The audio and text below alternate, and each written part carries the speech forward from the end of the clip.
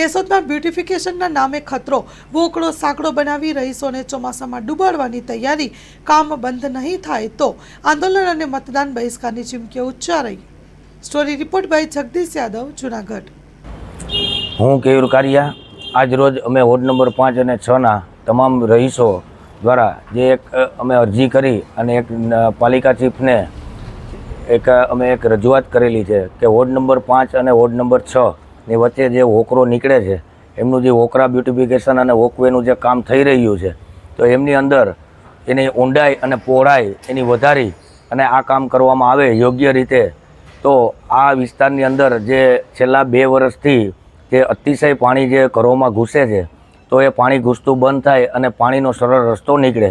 તો આ રીતની અમે આજે ચીફ ઓફિસર સાહેબને રજૂઆત કરેલી છે અને ચીફ ઓફિસર સાહેબે બધું વ્યવસ્થિત ચેક કરાવી અને ફરી કામ કરાવવાની અમને એક બાંહેધરી આપી છે।